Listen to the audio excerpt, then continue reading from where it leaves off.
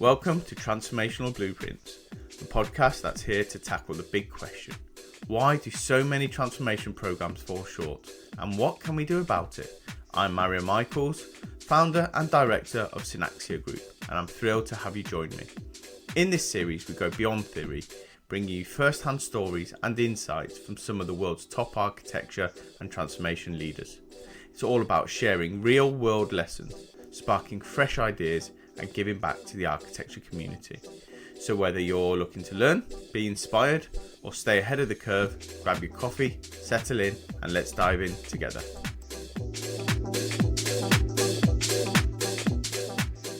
Welcome everybody. Today we'll be talking to Rameshwar Balanagu about how to be an enterprise architect as entrepreneurs and chief cleanup officers. Ram has served as chief architect and fractional CXO or advisor at a few startups before joining UNFI as a chief enterprise architect. He's an international speaker and blogger on business transformation, sustainability, and a strong believer in AI for good and how AI can make humans better and productive. He's a strong advocate of the power of digital twins and emerging tech, which when has the power to disrupt, innovate existing and create newer business models. Acting as advisory leader, driving enterprise data and digital transformation strategy, working with C-suite and executing large projects using design thinking, driving business transformation using architecture, analytics and automation. So Ram, welcome very much to the podcast. Hey Mario, good morning, good evening, depends on where you are. Good. Where are you based, Ram? I'm based out of Dallas. Very good. So we always start with a bit of background, just so we have a bit of context into the conversation. So tell us a little bit about how you got to where you are now. Yeah, I've steadfast grown through my career, through the ranks. And then as I was solution architect, as I was trying to figure out what the big dots mean and how does it mean to the business, I'd say I've been very fortunate at the right time to connect with ambassadors at various times. And they helped me connect the dots. And you won't believe when I did my first enterprise architecture certification, the TOGAF 9.1, I actually failed thrice. Okay. So, funny enough, if I can't even crack this exam, what good I am. So actually, I started doing the reverse engineering of what architecture is like. Where am I today, which we call as a baseline, and where do I need to go, which is crack the exam. And I did a gap analysis of what needs to be done. So I wrote a blog accidentally on how to crack TOGAF. This was back in 2012. So That's how my journey in enterprise architecture started. And you touched upon a topic on enterprise architects as entrepreneurs.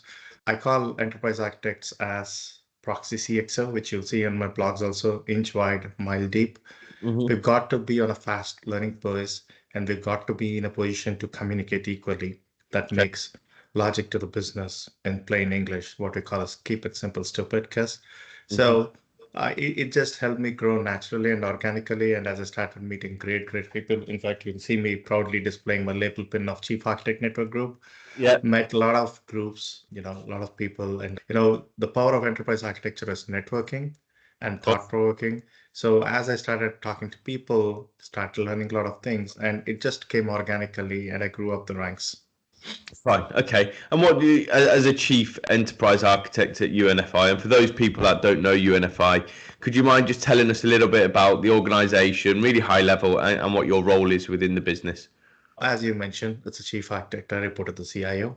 So the company, the best way is we are a $30 billion company.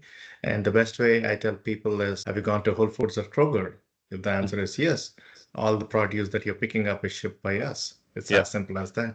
So for us, supply chain is crucial. And we deliver on time. All the fresh produce that you are consuming, maybe even the coffee that you're drinking, is also shipped by us. Of course, you're in Europe, but if you're in US, the coffee beans is shipped by us. Fine. Okay, that makes a lot of sense. So I ask everybody this question fairly early on in every episode. What do you think makes a great architect in today's world? We're using design thinking, but the bottom line of design thinking is empathy. The first thing enterprise architects need to do is understand the concerns of the stakeholders.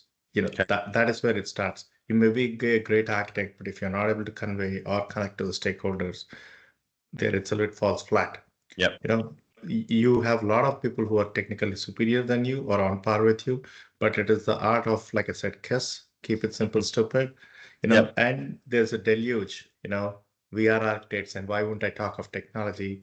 Yesterday, Grok 3 got released. Yep. With the pace of evolution, you got to make it simple, dumb, so that everybody can understand. That is the primary role of an enterprise architect.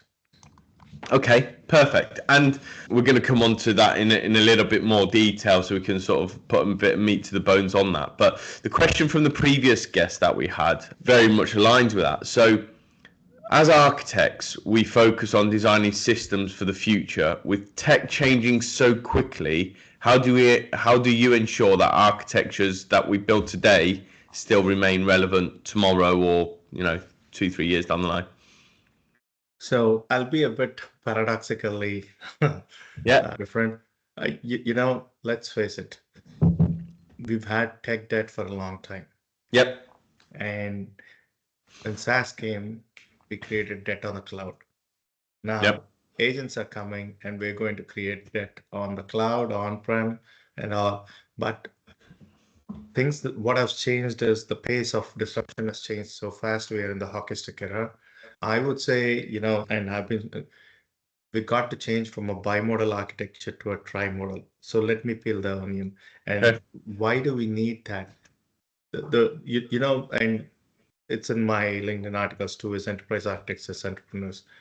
You got to be forward thinking, which is like what you said is how do you build your systems to scale for the future?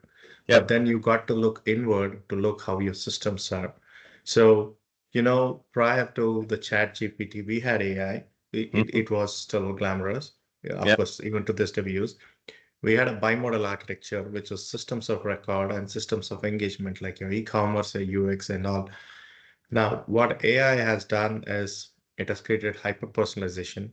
The Gen Z, Gen Y, Gen Alpha, Gen Beta, they only want convenience.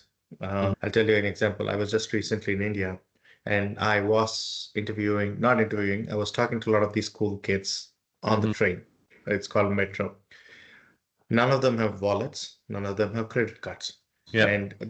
And when I asked them, but how do you transact? Why do we need? And it's transactions on the phone. It's called Google Pay. I don't know if you've known, Yep. India has a payment transaction called UPI. In fact, they've integrated with France. So you don't need a French currency or Indian currency. You could just take your Google Pay on your phone and buy something in Eiffel Tower. Yep. This is the new level, what we call as systems of experience, which in your word, which you said is how do you build systems? I don't think we can have a foolproof system, but companies now have to think of systems of engagement, systems of record, which is still your ERP, and systems of experience. You need to have this tri-modal architecture. But again, four things come into mind from an enterprise architect. Actually, I call it 5. Okay. You got to have a business architecture, which Yep. is all about your capabilities, your value chain. You will be having new capabilities, new experiences like the hyper personalization, which the new kids Yep. want. But then you need to strengthen your data, your applications, your technology. It's like it's a long-ended answer I'm going to give you, but it's old wine in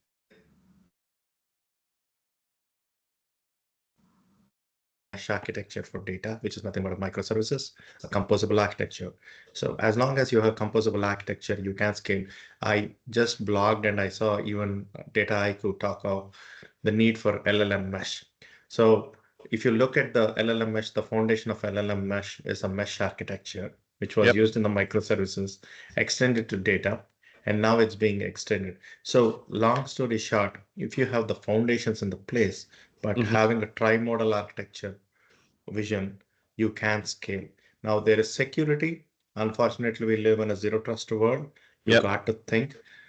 The pace with which technology is changing, Grok 3 car, I just had a quick glance 30 seconds before I joined, but the amount of cybersecurity breaches are equally fast.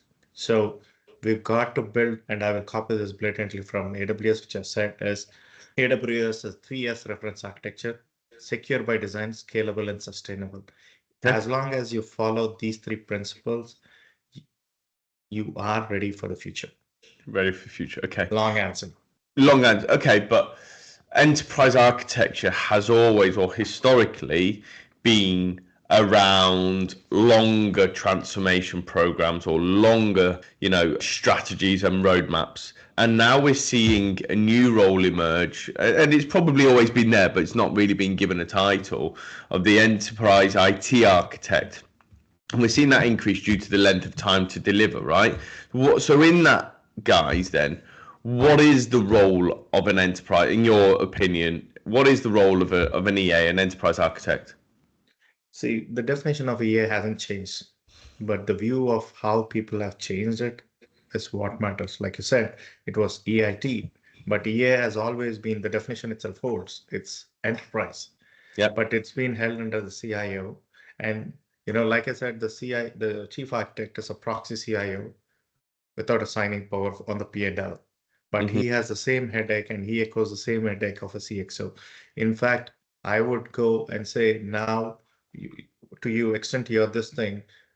Long ago, we had a CIO, and sometime back we had a CTO. But if you see the evolution on the musical chairs of CXO, we had a chief data officer whose longevity is less than 2 years. Yep. Then we had chief data and AI officer. We have chief product officer. We have now the chief AI officer, which the world is scrambling upon.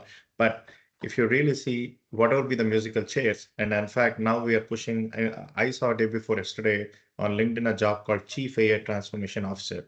So, bottom line, if you see today, it's a musical chairs. What is that they need? Whether it's a CIO or a CTO or this, they need data. Yeah. They need applications, they need technology, they need security. But everything starts with a business capability. Without that in a business model. So the role, the stakeholders whom chief architects have to serve has grown bigger. And the role of chief architect is no more EIT. It's still EA. Your stakeholders are more. What is happening which you've tasked is the urgency to give relevant answers or give timely information for them to make decisions is what is driving. So the chief architects are actually even more busier than ever because we had 4 chairs. Now we have 40 chairs in the musical chairs to cater. And I'm not even talking about the shelf life of some of the CXO. So every CXO who comes has to prove himself and he needs a baseline, which is he has to come back to a chief architect. So the role of chief architect is more busier than ever, thanks to AI. And alongside that, there's this whole crisis around what do architects actually do, for people outside of architecture this is.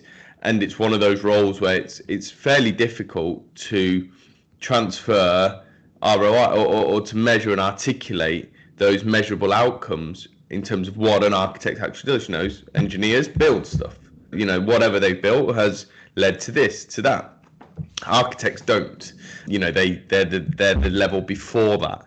So EA has to get better, and not just EA, every architect, solution, software, technical, whatever, has to get better at articulating those measurable outcomes. And I suppose this kind of leads us nicely into something you're quite passionate about, around that entrepreneurship being an important trait for an EA.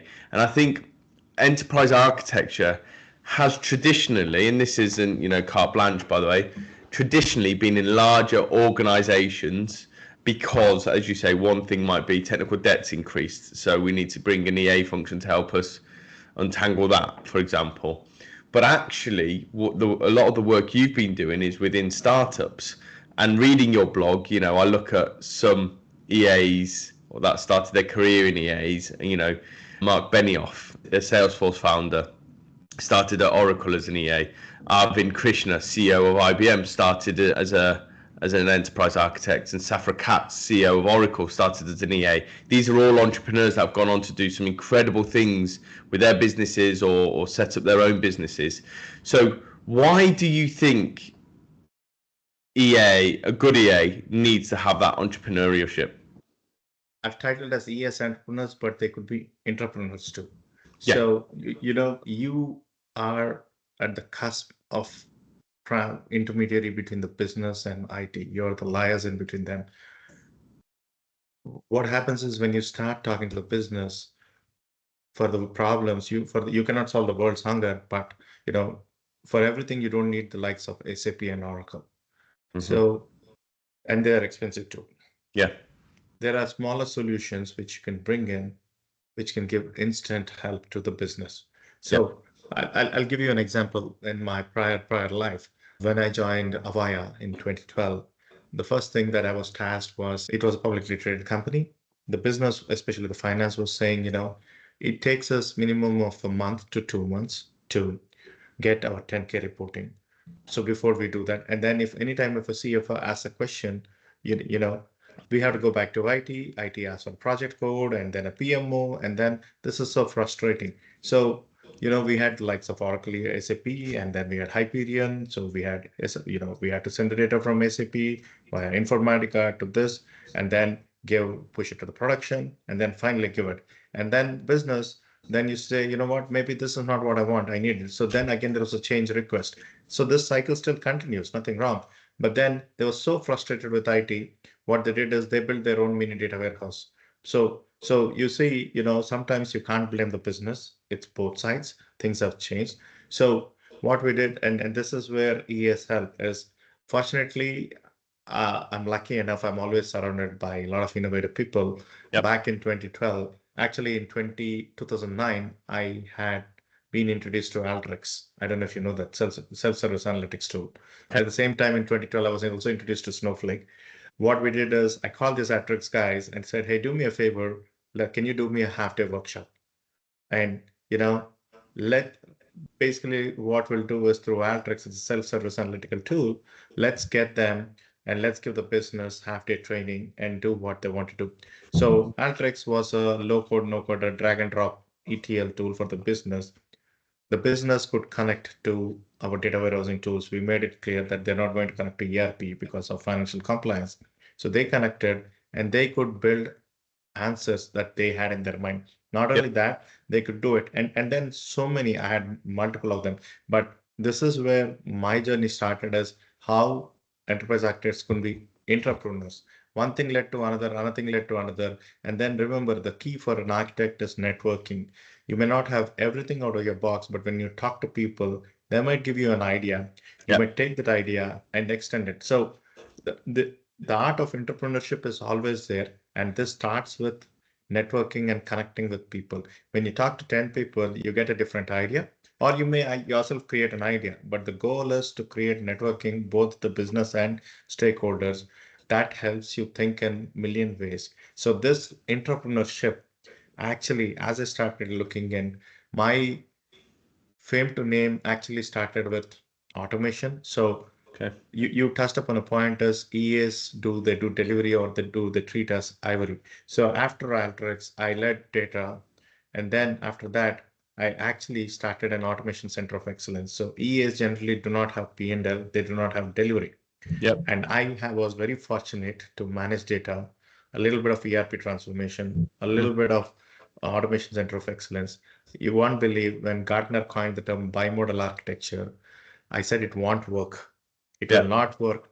And soon enough, Gartner created something called RPA. And then they created RPA plus AI, called Intelligent Automation Center of Excellence. Then they clubbed it, they merged it with, integrated with Alteryx, and they called it Analytics Process Automation. Then they said, you know, oh, we got to integrate with iPaaS solution. So we will call it RPA plus AI plus ETL plus iPaaS as hyper automation. I'm like, this is bullshit, guys. What about the legacy tools? Everything to me is automation. So, you know, the automation, and a lot of people will hate me because I went head on with Gardner, said this is nonsense. Enterprise automation is holistic. What about DevOps? Is it not that automation? What about the cloud deployment? What about security automation? What about everything else? We have to think holistic. You would see on LinkedIn a lot of titles with intelligent automation. Off late, it's all Gen AI, but you will see a lot of it. And Gartner projected multi-trillion dollar TAM. If you are into this, there's something called as Samsung TAM, which is what is the available market. You will see millions of articles pounding on the future of it. But I'm like, being an enterprise architect, and this is where even entrepreneurship, when you start bringing all these new layers, what about the tech debt?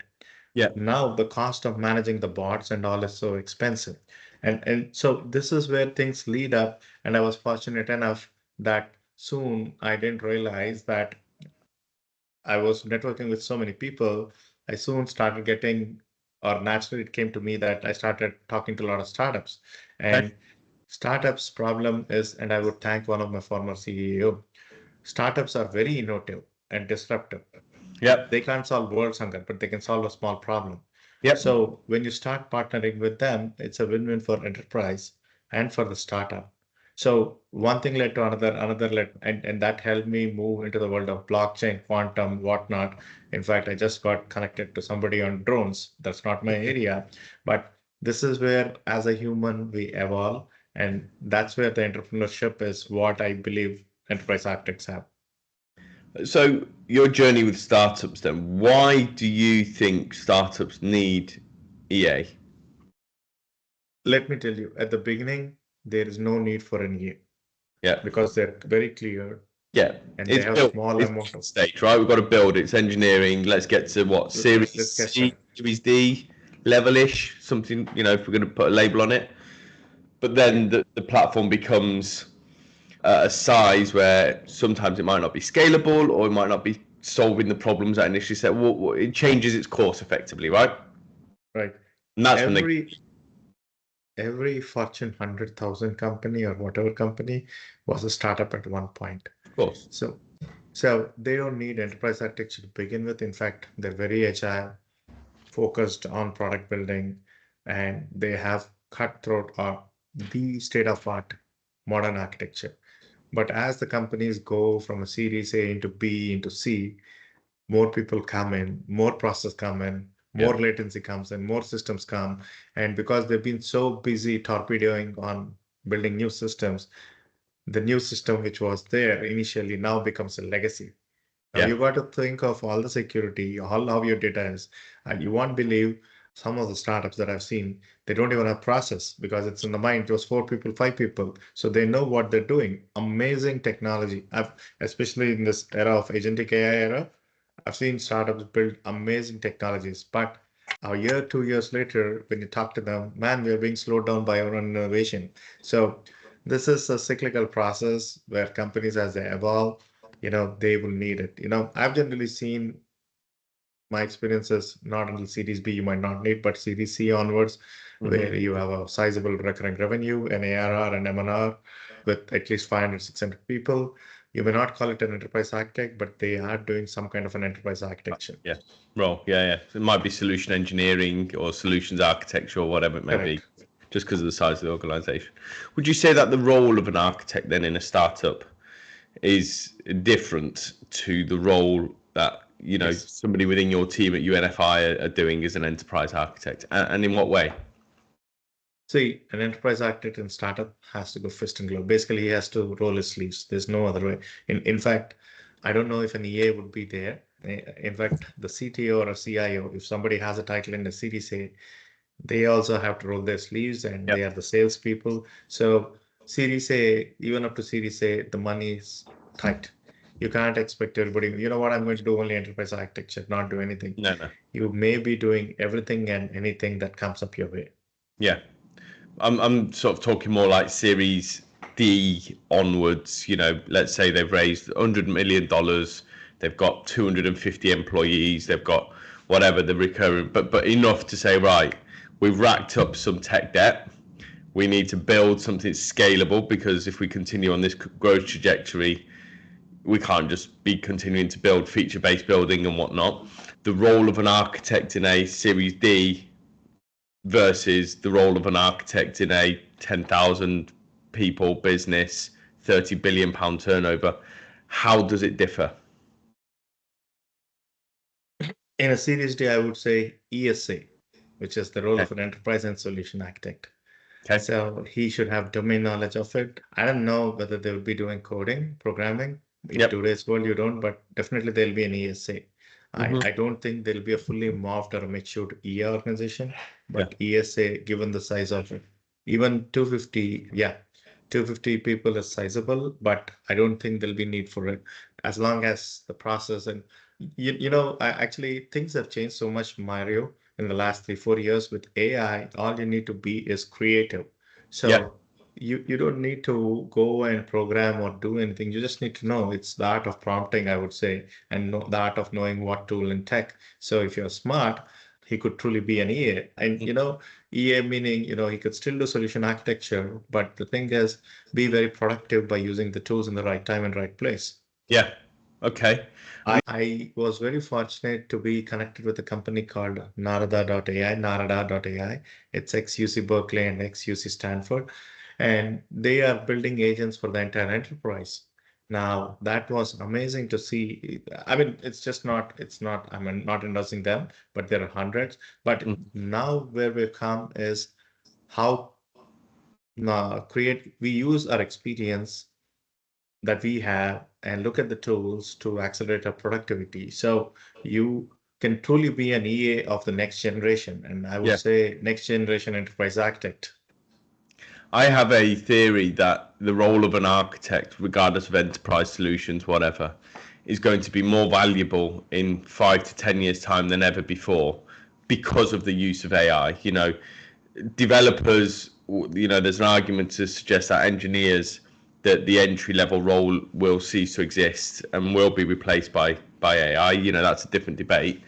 But you can't replace an architect because an architect is more human. The role of an architect has to be done by a human. It has to go out to the wider business, understand the problems, the challenges, try and find a way around it. Look at, right, what, as you said when you did your TOGAF examination, where are we now? What's the current state? Where do we want to get to? Where's the gap analysis? AI won't ever be able to do that. So the role of the architect will become ever so much more important.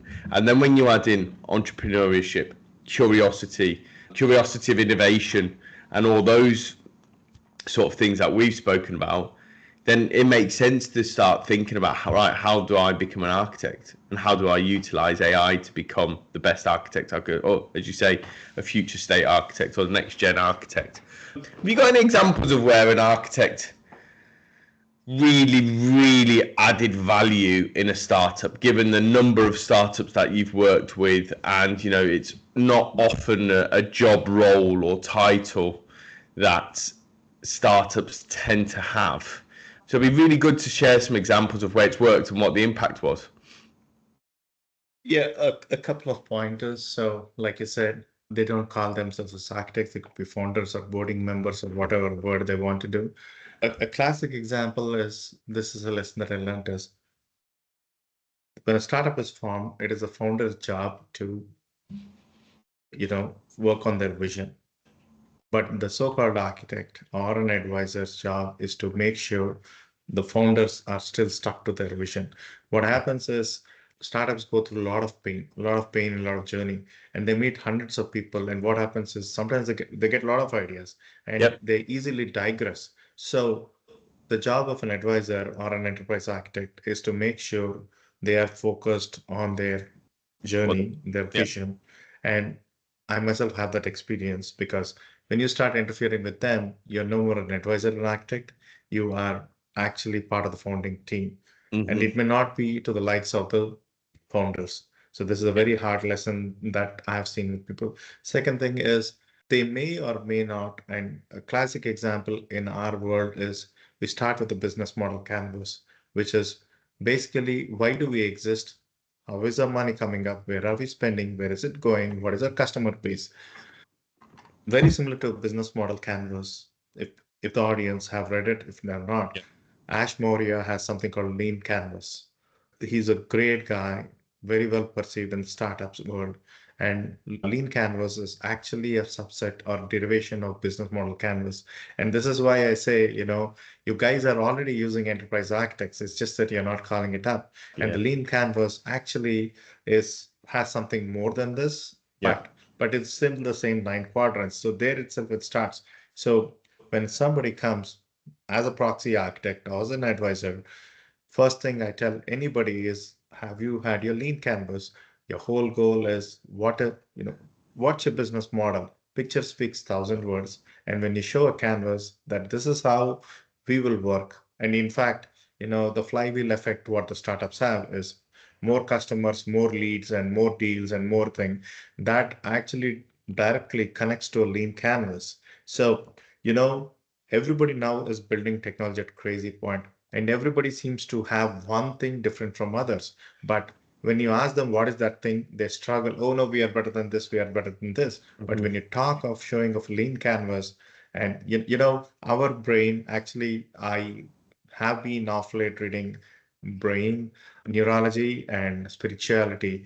Brain likes holography, even spirituality likes holography. So when you show holography, your brain reminds it. And in fact, if you see all the neural networks, Mm-hmm. they convert those pixel by pixel. Of course, you have probability, you have the stochastic errors and all, but then they render back.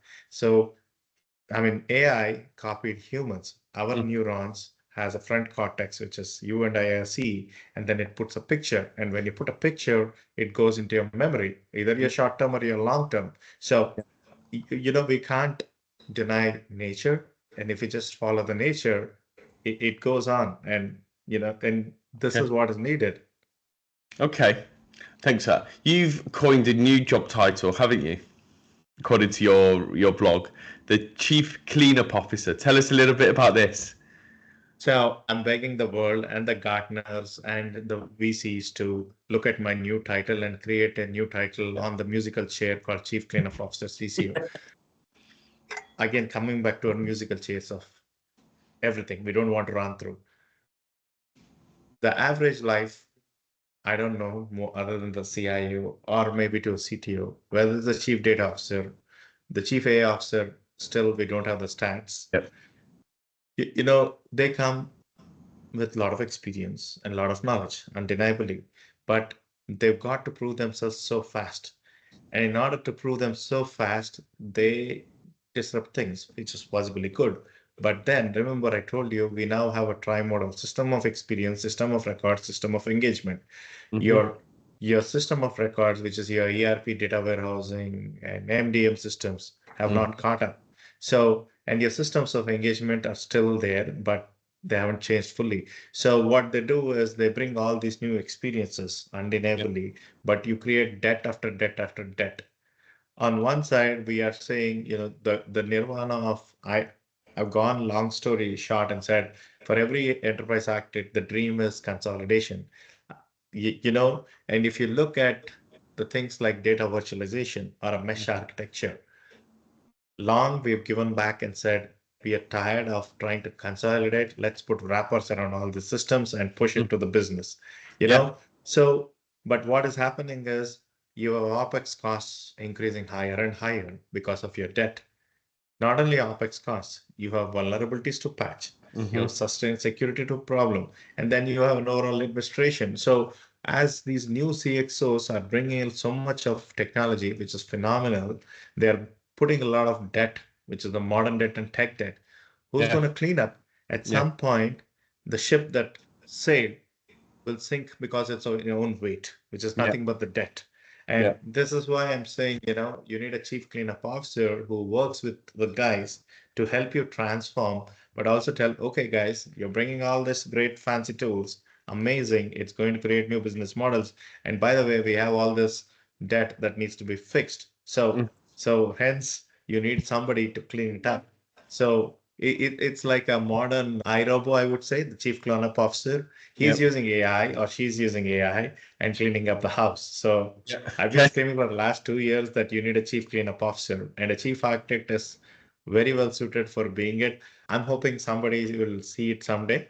Yeah, and just putting it. Well, you should copyright it and trademark it. So we're going to move on to the quickfire questions now, Aram. So, what advice would you give a newly appointed chief architect?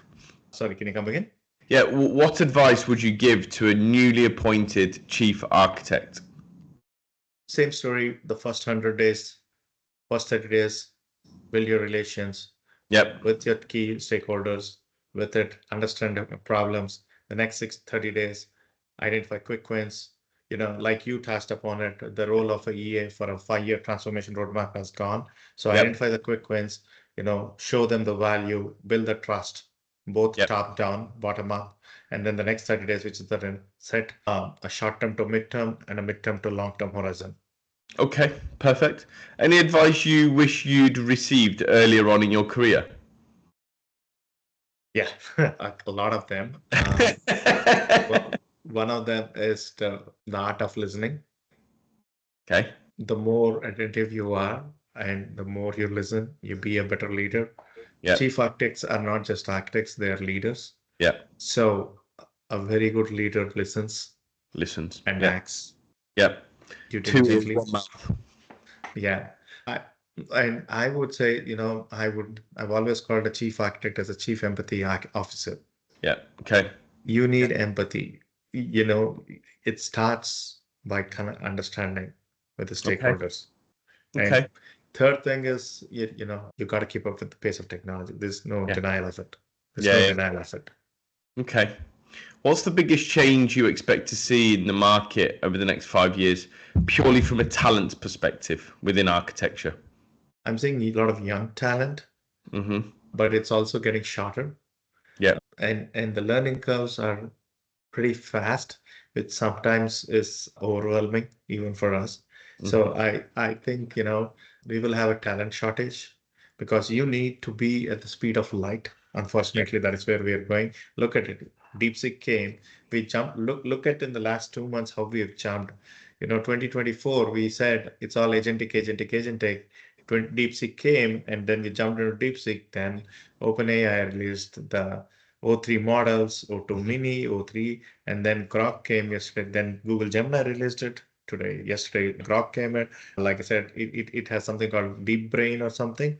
Yep. So at the pace with which we are innovating, it will not be easy to catch up. Yeah. So finding the right resource is a shortage, but the way to overcome is continuous education and training. And Yeah. and then the big thing would be is this is the first time we will see a baby boomer to a Gen Alpha, probably working or being a consumer. It's the art of adaptability and understanding the consumer behavior because hyper personalization will, if you think hyper personalization is at a market level, it will impact even the architects too. Because like I said, the consumer in India right now doesn't even carry a credit card or wallet. He's Yeah. like, what's a wallet? An 18-year-old girl said, why do you use a wallet and why do you Yeah. need a credit card? So Yeah. she doesn't even know Why? that these things exist. Why? Yeah. Yeah. So we got to think from a hyper personalization standpoint. Yeah. Okay. Makes sense. What do you think CIOs actually care about, or CTOs, regardless, as in number one at Uh, 10? all the things, change and disruption. I think, the big problem now is we don't want to get into politics, but we have unprecedented state of politics, geopolitical, Yeah. that has an impact. We used to do something called PESEL analysis, and the Yeah. amount of data that's coming for the CIOs, CTOs to absorb and make strategic decisions is very dynamic in nature. Mm-hmm. So that's one thing that's happening in the last one this year and last year. But Yep. besides this, the usual fire drill of how to keep our data upgrade. Data is coming fast and furious. It's all over the world, all over the universe. How do you ensure we are able to monitor and manage our data? I was just talking to a startup last week on data reliability and observability. You got to keep up with your data, your security. At the Yeah. same time, the key to any CIO, CTO is a strong operating model. You need to make sure your asset management, your CMDB are up to date. Yeah. It's as important as you torpedoing into the future. It's equally important you understand your operating model. So it's a nightmare for the CIOs, CTOs to Yeah. keep up both forward thinking and inward looking. Okay. If you could ask one question to a CIO or CTO and get a truly honest answer, not a political one, nothing, nothing like that, what would that question be?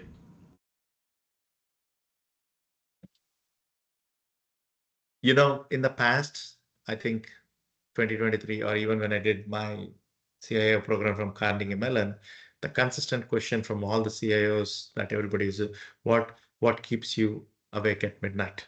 That's Yeah. a standard question.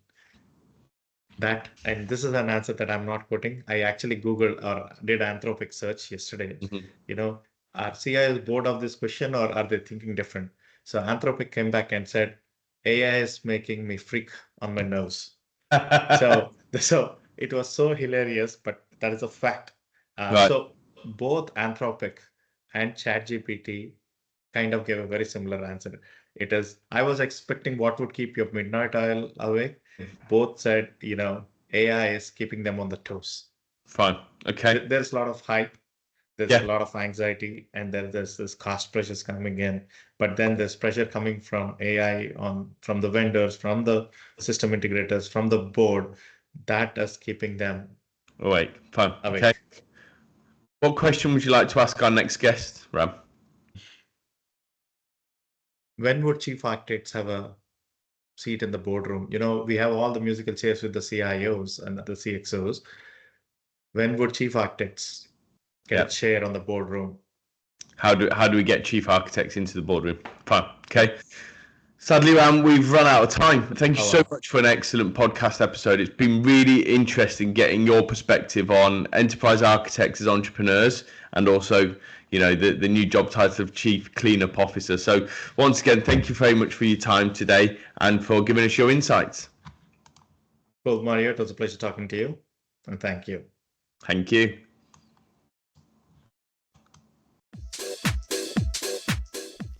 And that's a wrap on another episode of Transformational Blueprints. Thank you so much for tuning in. I hope you found plenty of insights and takeaways to fuel your journey. If you enjoyed the episode, I'd be incredibly grateful if you could share it, leave a review, or give us a like. It helps us reach more people in the industry who can benefit from these conversations. Don't forget to follow Synaxia Group on LinkedIn to stay updated on new episodes. The links are in the show notes. Join us next time for more tips, strategies, and stories from some of the brightest minds in technology and transformation. Until then, take care and keep transforming.